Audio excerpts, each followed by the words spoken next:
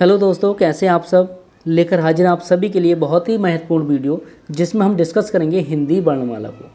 हिंदी वर्णमाला हिंदी का एक ऐसा टॉपिक है जिससे सबसे ज़्यादा क्वेश्चन पूछे जाते हैं। जिस किसी एग्जाम में हिंदी पूछी जाती है उसमें सबसे ज़्यादा क्वेश्चन बनते हैं हिंदी वर्णमाला से। तो काफ़ी इंपॉर्टेंट टॉपिक है, काफ़ी ईजी है। छोटी छोटी 2-3 वीडियो में हम इसे पूरा कवर कर लेंगे। ठीक, तो चलिए शुरू करते हैं आज की क्लास। अगर आपको हमारा ये प्रयास अच्छा लगे तो वीडियो को लाइक करना, चैनल को सब्सक्राइब करके बेल आइकन को दबा लेना, जिससे हमारी आगे आने वाली सभी वीडियो का नोटिफिकेशन आप तक समय से पहुंच जाए। तो चलिए सबसे पहले हम बात करते हैं हिंदी वर्णमाला की। तो देखो, हिंदी वर्णमाला क्या है? वर्णों के व्यवस्थित समूह को वर्णमाला कहते हैं। किसके समूह को? वर्णों के। ठीक, अब बात की जाए हिंदी वर्णमाला में कुल कितने वर्ण हैं।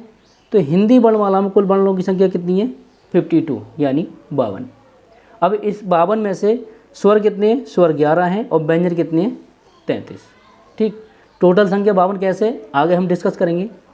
अगर बात करें स्वर की तो स्वर 11 हैं, लेकिन इसमें अंग और अह को मिला दिया जाए तो क्या हो जाते हैं? स्वर 13। इतनी बात क्लियर। चलिए अब हम बात करते हैं वर्ण की। वर्ण क्या है? तो देखो, इसे ऐसे समझो कि भाषा की सबसे छोटी इकाई क्या है? ध्वनि है। और ध्वनि के लिखित रूप को वर्ण द्वारा व्यक्त किया जाता है। मतलब जो हम बोलते हैं उसका लिखित रूप, ध्वनि का लिखित रूप क्या है? वो वर्ण कहलाता है।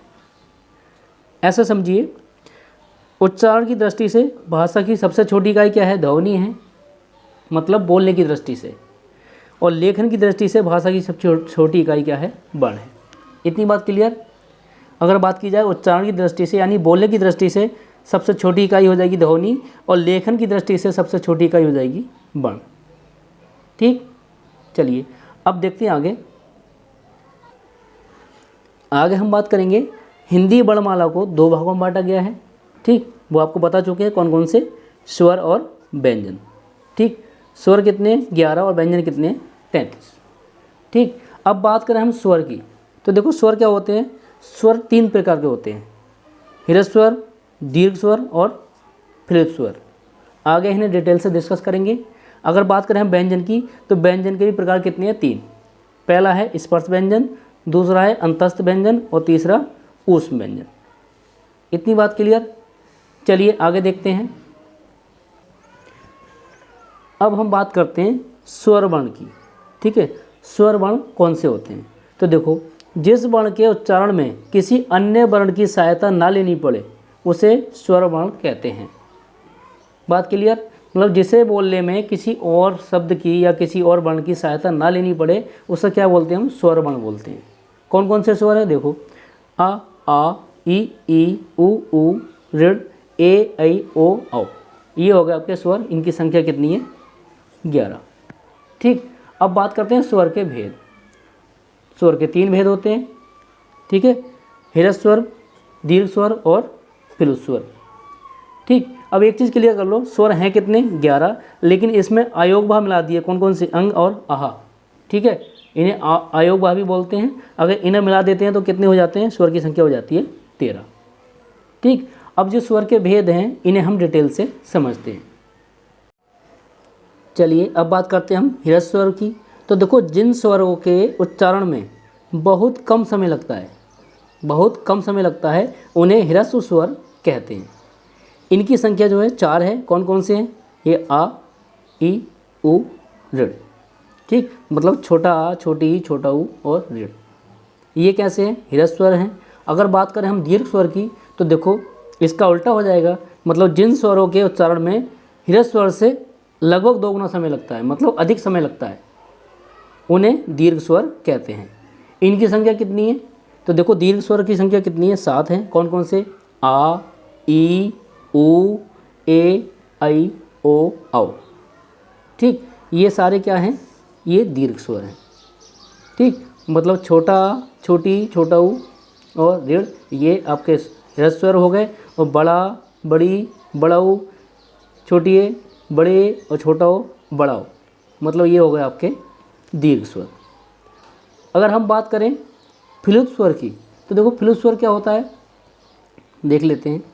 जिन स्वरों के उच्चारण में ह्रस्व स्वर से 3 गुना अधिक समय लगता है उन्हें फ्लिप स्वर कहते हैं। मतलब इनमें जो सबसे ज़्यादा समय लगता है, यानी ह्रस्व स्वर और दीर्घ स्वर दोनों से ज़्यादा समय लगता है किसमें? फ्लूत स्वर में। ठीक, तो देखो जिन स्वरों का उच्चारण फ्लूत के रूप में किया जाता है, ठीक, जैसे ओम, रोम, भैया। ठीक, तो देखो इसकी पहचान क्या है? इसकी पहचान क्या है कि इसमें हिंदी की गिनती का अंक, यानी जो 3 जैसा लिखते थे ना, ये लिखा जाता है। ठीक, जैसे लिखा है ये ओ। ठीक, तो इसमें क्या आता है? हिंदी का जो है 3 अंक ये आता है, इसकी ये पहचान है। ठीक, तो ये हो गया आपका फ्लूत स्वर। चलिए आगे डिस्कस करते हैं व्यंजन को। तो देखो जिन वर्णों का उच्चारण स्वरों की सहायता से किया जाता है, किसकी सहायता से? स्वरों की, उन्हें क्या कहते हैं? व्यंजन कहते हैं। ठीक, मूल व्यंजनों की संख्या कितनी है? 33। ठीक, अब व्यंजनों के भेद क्या क्या है? देखो स्पर्श व्यंजन होते हैं, अंतस्थ व्यंजन होते हैं और ऊष्म व्यंजन होते हैं। चलिए अब बात करते हैं हम स्पर्श व्यंजन की। स्पर्श व्यंजन कौन से होते हैं? तो देखो जिन व्यंजनों का उच्चारण करते समय हवा कंठ, तालु, मूर्धा, दांत, ओठों का स्पर्श करके मुख से बाहर आती है, उन्हें स्पर्श व्यंजन कहते हैं। मतलब हवा जो है इन जगहों से टकराकर बाहर आती है। ठीक, तो वो व्यंजन क्या कहलाते हैं? स्पर्श व्यंजन कहलाते हैं। अगर बात करें इनकी संख्या की, तो स्पर्श व्यंजनों की संख्या होती है कितनी? 25। ठीक है, कहाँ से? क से माँ तक।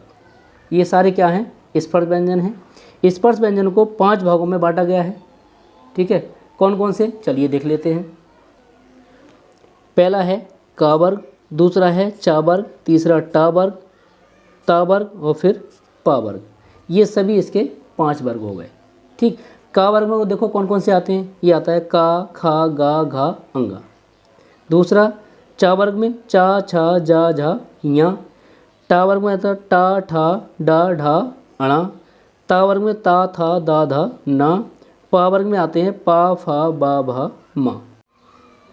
चलिए अब देखते हैं इनका उच्चारण स्थान क्या है। तो देखो का वर्ग का जो उच्चारण स्थान है वो है कंठ, चा वर्ग का जो उच्चारण स्थान है वो है तालु, टा वर्ग का जो उच्चारण स्थान है मूर्धा, ता वर्ग का है दांत और पा वर्ग का है ओष्ठ या ओठ। ठीक, एक ट्रिक है इसके लिए, क्या है? कचट तप। ठीक है, कचट तप मतलब का से का वर्ग हो गया, चा से चा वर्ग हो गया, टा से टा वर्ग हो गया, ता से ता वर्ग हो गया और पा से पा वर्ग हो गया। ठीक है, तो चलिए इस वीडियो में बस इतना ही। मिलते हैं नेक्स्ट वीडियो में, जिसमें इसके आगे का टॉपिक डिस्कस करेंगे। अगर आपको हमारा ये प्रयास अच्छा लगा हो तो वीडियो को लाइक करना, चैनल को सब्सक्राइब करके बेल आइकन को दबा लेना, जिससे हमारी आगे आने वाली सभी वीडियो का नोटिफिकेशन आप तक समय से पहुंच जाए।